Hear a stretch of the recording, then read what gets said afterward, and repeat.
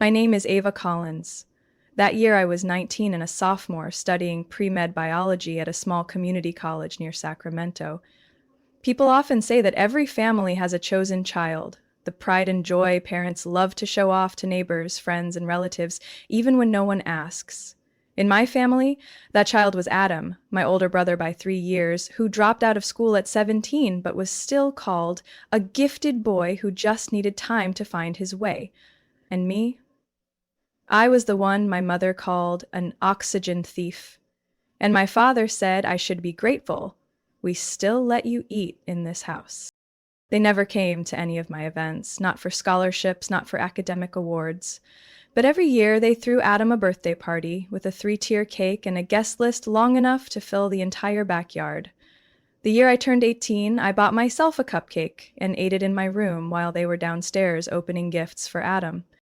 The clearest memories I have from childhood are lines like, Adam needs a quiet space to focus, turn off your music. Ava, don't make things heavier. Adam's already under enough pressure. You're the older sister, you should let your brother have his way. The only problem was, I was the younger one. My mother, Denise, used to be a nurse. Now she worked as an administrative assistant in a dental office. She always looked busy and exhausted, like the weight of the world rested on her shoulders, but somehow always had time to keep tabs on Adam's every little problem. When he got suspended for fighting, she marched into the principal's office and blamed the teachers for not giving him a second chance. When I ranked first in anatomy class, she just sighed. That's fine. My father, Carl, was a long-haul truck driver. He was always gone during the holidays, but whenever he was home, he'd either fix cars with Adam or rewatch old football games with him in the living room. I once asked him about applying for a full-ride scholarship. He glanced over and said, "Don't get your head messed up with that stuff. Kids like you are lucky just to graduate." I'm no angel. I've raised my voice, argued back, tried to make them see I existed. But every time I spoke up, I was met with disdainful looks or icy silence. One evening, after getting back from a lab shift at school, I overheard my mom on the phone. If it were just Ava, I wouldn't have had to sacrifice this much. My heart clenched, and from that moment on, I stopped calling them family in my mind. I studied, worked part-time, cleaned, cooked, and paid the electricity bill with my lab assistant paycheck. Meanwhile, Adam, the so-called golden child, stayed home all day gaming, wrecking cars, and once even had the cops show up after he got caught drunk driving. Yet every time he screwed up, my mom would say, "He's just lost, not bad. Did you know he won a baseball trophy back in 8th grade?" Sometimes I wondered, if I were the one on life support, the one who needed saving, would they risk everything to keep me alive? But then I'd remember the day Adam smashed a car mirror and Mom made me hand over all my semester savings to help your brother out. They'd already answered that question a long time ago. I just hadn't wanted to listen. I wasn't born to be loved in that family. I was a tool, a side character in the photo they hung on the living room wall where half my face was cropped out because you didn't stand in the right place. I used to hope that if I worked hard enough, got high enough grades, stayed quiet long enough, they'd finally see me. But the only thing they ever saw was a shadow standing behind Adam, silent and meaningless. That day, it had been raining since morning, the kind of persistent, chilly spring rain Northern California was known for. I sat in the passenger seat of an old Dodge Charger that Adam had borrowed from a friend.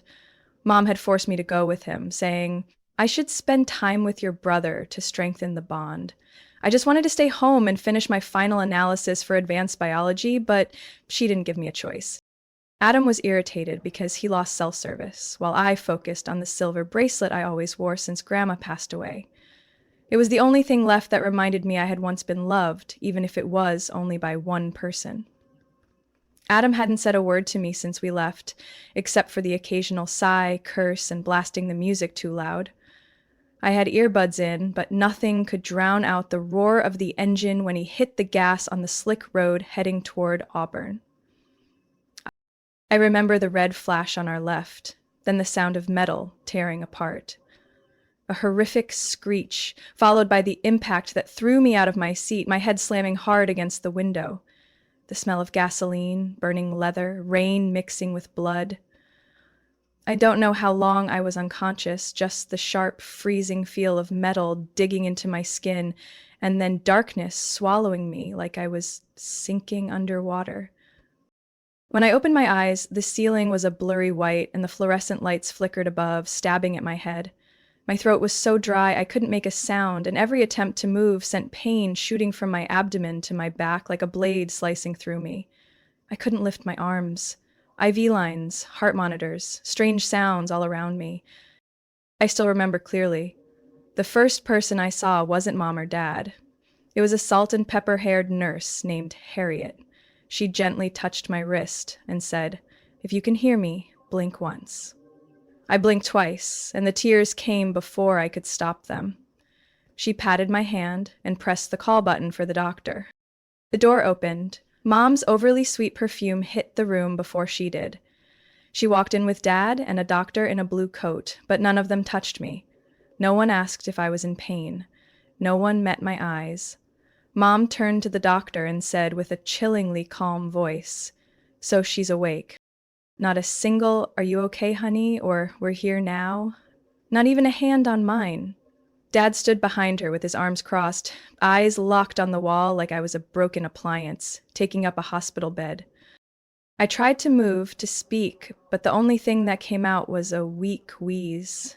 The nurse adjusted my oxygen, and the doctor spoke quickly, professionally. The surgery was successful. We had to remove one severely damaged kidney. The remaining organs are stabilizing. She's temporarily stable. "What about Adam?" Mom asked immediately, her first time mentioning anyone by name, and, of course, it wasn't mine. "Just minor scrapes. He was discharged yesterday."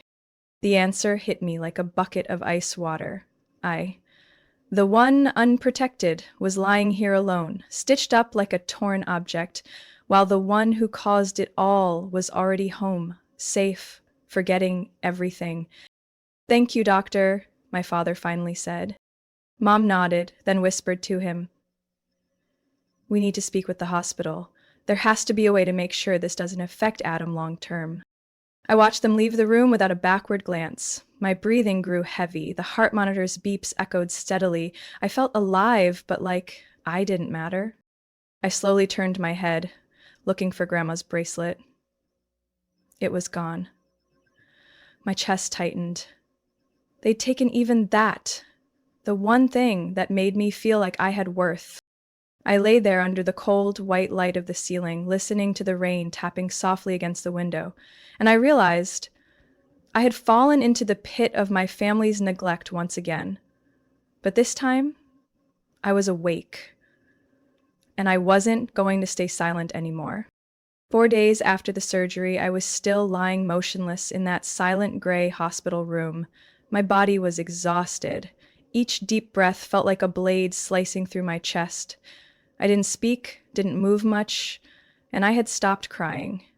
The early tears had dried up, along with a faint hope that my parents might suddenly change. On the 5th night, darkness fell early. Outside the window, the wind howled through the pine trees like a warning no one could hear. I couldn't sleep. The hospital was so quiet at night that I could hear the ticking of the hallway clock. I kept my eyes closed, not because I was tired, but because I had learned that pretending to sleep was the only way to hear the truth. I heard the soft tap of heels on tile. I recognized my mother's sharp, sweet perfume, amber mixed with vanilla, the scent she only wore when she needed to convince someone. "We have to do it soon," she whispered, lowering her voice, but not enough to escape my ears. "Carl, I'm serious. The doctor said her remaining kidney is stronger than expected." I didn't move, but my heart pounded against my ribs. My father spoke, his voice low, steady, and colder than I'd ever heard. "But if we take that too, she won't survive." "And if we don't, Adam will die," my mother snapped, then quickly softened her tone. "We both know which child matters more." A chilling silence filled the room. I heard papers rustling, probably my medical files. Then my mother continued, "The doctor said we still have a window for a transplant. Within 2 weeks. Wait any longer and Adam's liver won't be salvageable." "What about insurance?" my father asked. It's been transferred. The accident coverage, $85,000, is already in the secondary account. I don't know how long I'd been holding my breath. Every word they said stabbed straight through my spine. I couldn't believe it. No, deep down, I had always known. But this time, there was no denying it. They were bargaining with my life like it was something to be traded. Worse, they had taken money from my near-death experience. I had lost a kidney because of an accident Adam caused. And now they wanted to take the only one I had left to save him, someone who hadn't even visited me once since I woke up. I heard my mother step closer to the bed. My heart was racing, but I kept still, pretending to be unconscious. I hate pretending to grieve around the nurses, she muttered, adjusting the blanket across my stomach. But if Adam lives, all this will be worth it. When they left, I opened my eyes. I stared at the white ceiling, unblinking. The pain in my abdomen was no longer the worst part. The new pain, cold, calculated betrayal, wrapped in legality, was what tore through my insides. They had transferred the insurance money to their private account. I remembered the doctor asking who would sign the payment forms, and how my mother had quickly said she handled all matters related to me. I had thought she was helping. Now I understood she was seizing control of every decision tied to me. I wasn't just considered useless, I was being carved away, piece by piece, to serve the more deserving child. That night, I didn't sleep. I stared at the IV hook above my bed, at the heart monitor that beeped in steady rhythm. I slowly curled my fingers into a fist. If they wanted my last kidney, they'd have to go through me, and I wasn't going to lie still for it. The next morning, I asked the nurse to call a social worker. When she arrived, a sturdy woman in her 40s with thick glasses, I said just one sentence. I want to talk in private, and I don't feel safe here. Her eyes widened slightly, but she didn't seem surprised. She nodded. My name is Marlene. I'm here to listen. And for the first time since the accident, I let someone know the truth. I'd told her everything, every detail, the whispers, the insurance files, the unannounced transfer, and the way my mother said I was worth sacrificing for Adam. Emmeline didn't interrupt. She just opened her notebook, took notes, and after a long pause, said softly, "Thank you for trusting me. Now it's my turn to protect you." I didn't say anything to them that day. When my mom walked into the hospital room in a cream fleece jacket and a tired face, hastily covered in makeup, I just pretended to be asleep. She didn't stay long, just checked the monitor and sighed, as if I were an electronic device waiting for warranty service. My dad stood by the door, one hand in his pocket, the other scrolling through his phone. When is she being discharged? He asked, not even bothering to use my name. Next week, if there are no complications, the nurse replied. Then we need to make arrangements to bring her home, my mom cut in, glancing at me like she was assessing a package ready for shipment. I clenched the thin blanket tighter, keeping my breathing steady. From that day on, I was silent like a ghost. I didn't argue, didn't question, didn't cry. Each day I memorized every word, every face, every faded signature on the discharge papers. I knew if I reacted too soon, I'd be labeled unstable, making it easier for them to control me. I needed time. I needed an exit. Mrs. Marlene, the social worker, came back twice after our first conversation. On a quiet Tuesday morning when my mom was absent and the nurse rotation was light, she quietly pulled the curtain, sat beside my bed, and pushed a thin folder toward me. Here's a transitional housing center for emergency cases for individuals between 18 and 22. The condition is a signed statement from the hospital that you no longer require special care. I nodded. I'll help you sign the paperwork, but once you leave the hospital, you have to go right away. No going back home if you truly believe it's unsafe. I have nothing, I whispered. You have your name, and you're still alive, she replied, her eyes firm. 4 days later, when I was officially discharged, my mother showed up with a paper bag. Inside were an old hoodie, oversized sweatpants, and a pair of sneakers I'd forgotten in the garage. No words of concern, no one accompanied her except a form asking me to sign a commitment to return home on time and comply with doctor's treatment. Picked up the pen and wrote a simple line. I refuse to return home. I have the right to choose my residence after turning 18. Then, for the first time since the accident, I looked her in the eye. You already took the insurance money, you got what you wanted, now let me go. She froze for a second, then turned and walked out without a word. I didn't look back. The intake van from the shelter parked right outside the hospital. The driver, a black woman in her 50s with a warm smile, opened the door and helped me in. I sat by the window, hugging a borrowed hospital backpack. Inside were a few old clothes, a folder of documents, and a blank notebook. The shelter was on the north side of Sacramento, next to an old gas station and a convenience store. My room was the size of a small kitchen, with a bunk bed, metal locker, and a desk lamp. But for the first time in weeks, I got to close a door and know no one else had the key. I started working at a secondhand bookstore that stayed open all night, the only job that accepted someone without a high school diploma and willing to work late shifts. The tasks were simple: dusting, shelving, wrapping books, and occasionally chatting with a few lonely regulars. At first, I worked 3 nights a week, then 5, then 6. Every night, I came home aching, but no one was ordering me around anymore. I also signed up for an online GED course, the equivalent of a high school diploma. I used the shared computer at the shelter, studying from 9 a.m. until noon, sleeping in the afternoon, working at night. Clockwork. No more yelling, no more Adam hovering around the kitchen, no more contempt in my mom's eyes or cold silence from my dad.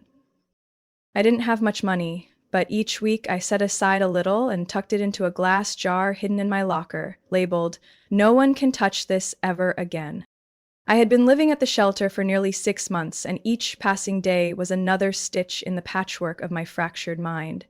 I no longer flinched at the sight of a hospital uniform, nor did I tense up whenever someone said the word family.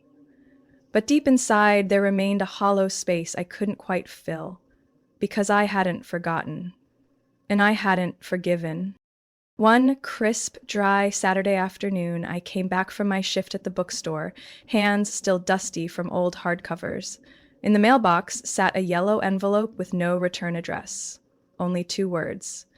Marlene S. I shut my door tightly, sat on my bed, and tore through the tape.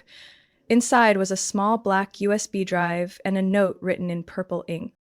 "If you still want to reclaim your voice, this will help you begin." I plugged the USB into the community room computer. There was only one audio file, room 214_audio. My hand trembled slightly as I clicked play. Sound poured out instantly, my mother's voice, cold and crisp. "The remaining kidney is still strong. If we do it quickly, there won't be any lasting consequences for Adam."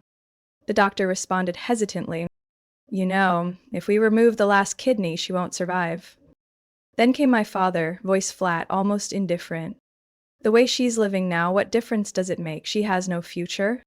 Then my mother again, striking the final blow like an axe into wood. "If that will be her last contribution to this family?" I couldn't breathe. Every sound that followed, the footsteps, the rustling paper, the steady beeping of a heart monitor, melted into a single wave crashing through my chest.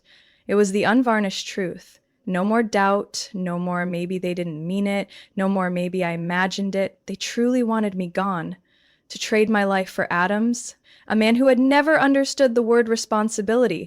I saved the file to my phone, hid the USB in a fabric-lined box under my mattress. And that night, for the first time, I sat in front of the computer and filled out the form to legally change my name. For the new name field, I didn't hesitate long. Ava Monroe.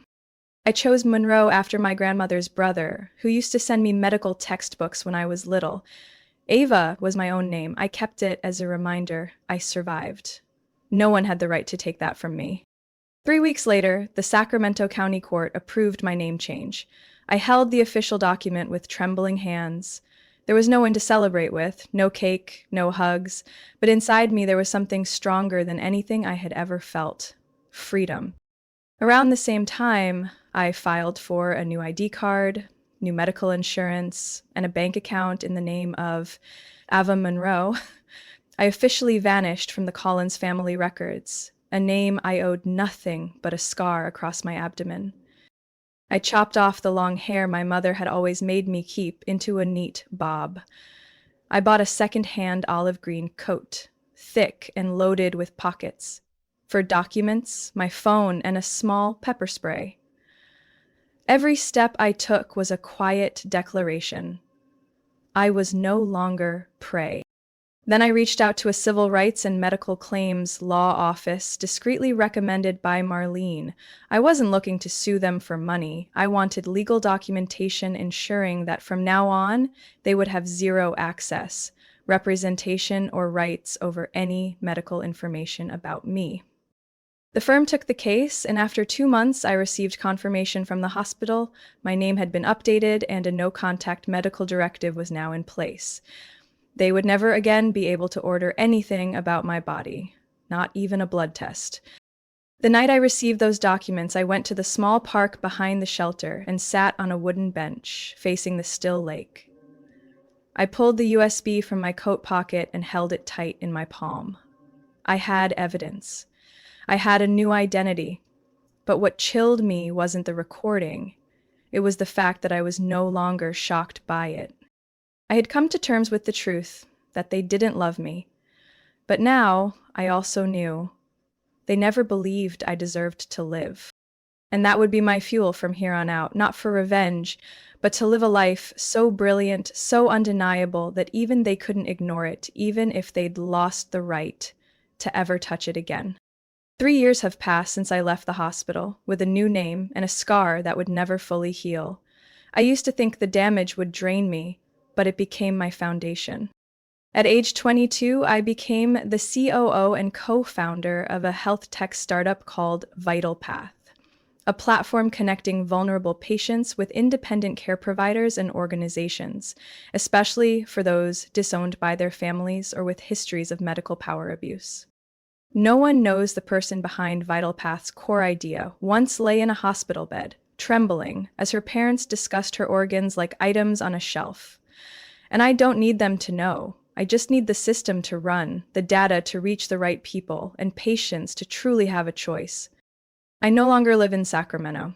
After passing the GED and using my first community scholarship to study healthcare systems management in San Diego, I transitioned into the health tech field, where I could control the game instead of being a pawn.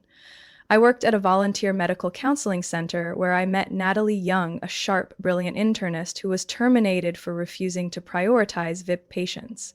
She was 15 years older, but we clicked instantly. Natalie was the one who suggested we start Vital Path. Ava, she said one summer afternoon behind the hospital, insurance companies have dictated who gets to live for far too long. And families think they get to decide everything just because they're blood.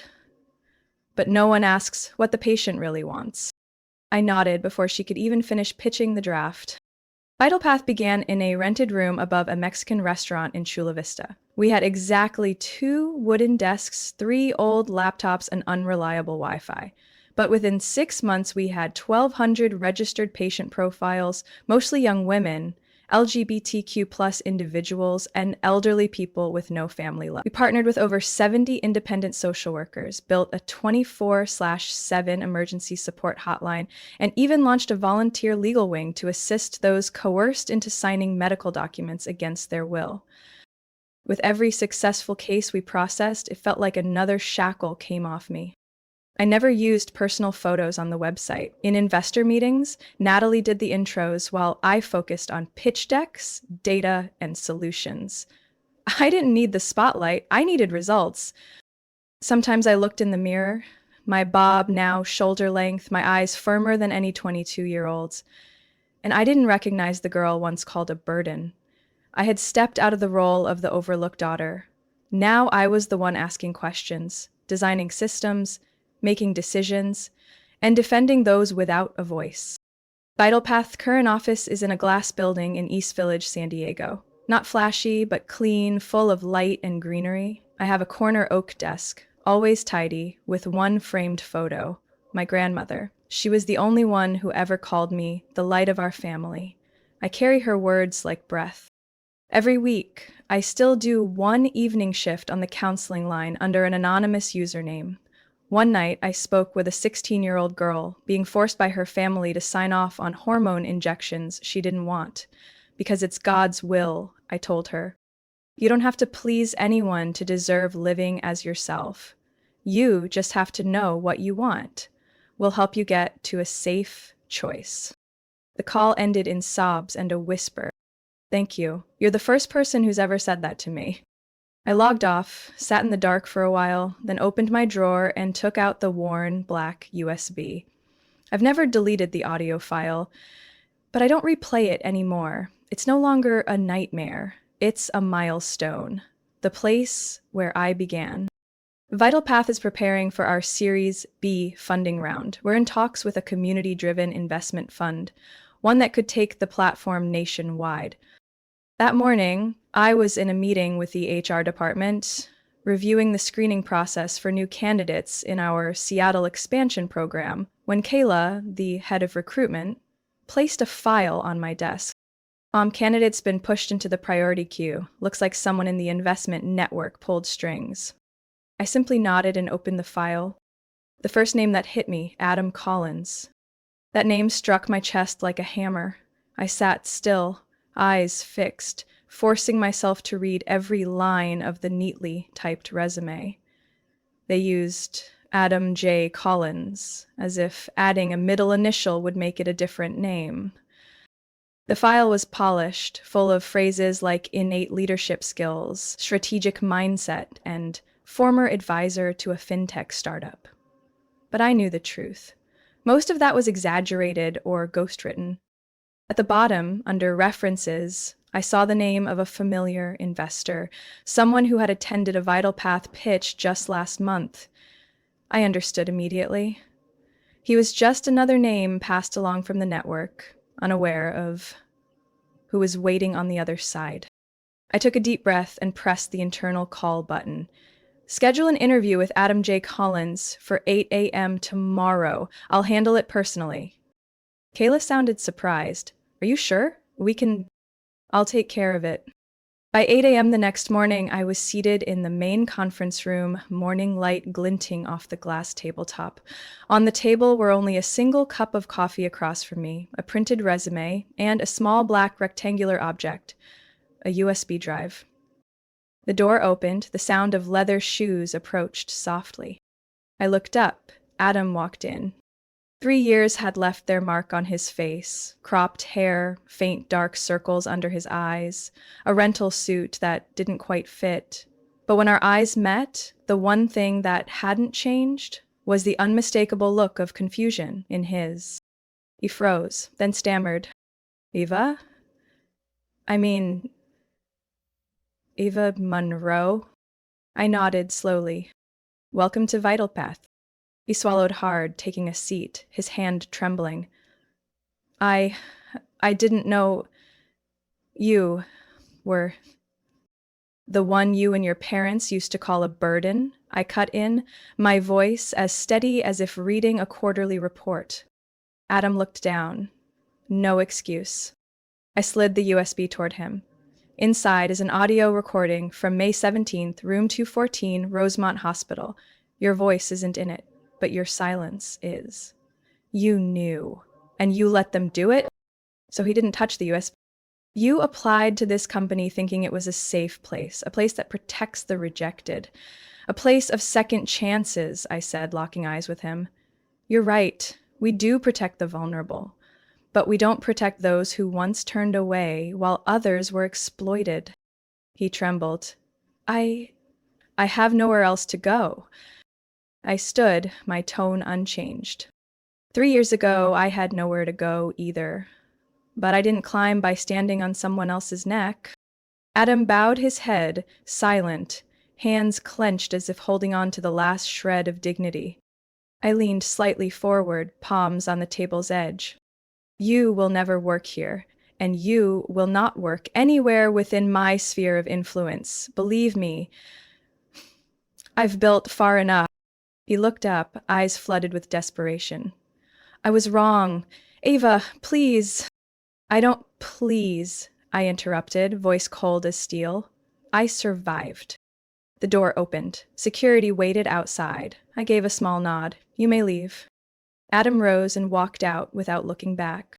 As the door closed, I returned to my seat, slid the USB back into the drawer, and sat down, feeling a lightness in my chest. Not because I'd gotten revenge, but because, for the first time, I was the one making the decision. I didn't hear anything about Adam for months after that interview. Vital Path continued its expansion to the East Coast. We began building a contributor network in New Jersey and Pennsylvania, and signed our first memorandum of understanding with a major private hospital, one that agreed to implement a system to protect the medical rights of patients without trustworthy legal guardians. I threw myself into work as if nothing else had ever existed outside the mission. But on a Wednesday afternoon, just as I was about to head into a meeting with the product development team, I received an email. The subject line read, "Urgent, request for assistance from former family." Sender, Sarah Dalton, a lawyer I once hired to handle my identity change 3 years ago. The message was brief and to the point. Ava, your former parents, Mr. Carl and Mrs. Denise Collins, are now at risk of losing their home due to an unpaid medical insurance loan taken out for Adam. They are requesting emergency support from you, citing family and redemption. If you'd like, I can forward all letters and related documents. I sat quietly for a few minutes. My mind wasn't blank, nor was it chaotic. It was a hazy feeling, like opening an old door in an abandoned house. Everything covered in dust, but left exactly as it was the day you walked away. I typed back, precise and clean. Send them a scanned copy of the medical guardianship waiver they signed 3 years ago, and attach this note from me. You chose Adam that day. Now live with that choice. I hit send. I didn't feel triumphant, not satisfied, just like an old wound had finally been bandaged for the last time. I didn't care where they lived. I didn't need to know if they still kept a photo of me. The only thing I held onto was the lesson. Even someone who's been drained dry can rebuild. Everything. If they don't turn back. A year later, the federal government launched a pilot initiative called Guardian Line, a support network protecting patients from coercive decisions by family or unethical institutions. Vital Path was one of 3 private partners chosen to co-architect the secure data system for patients under the age of 25. When they asked if I wanted any sub-program to be named after one of the founders, I hesitated. But on the night I received the final draft, I sat alone in my office, watching the soft light spill through the glass windows, my hand brushing the small silver charm on my keychain. I thought of my grandmother, the one who once told me, "Not everyone born in the dark has to stay there."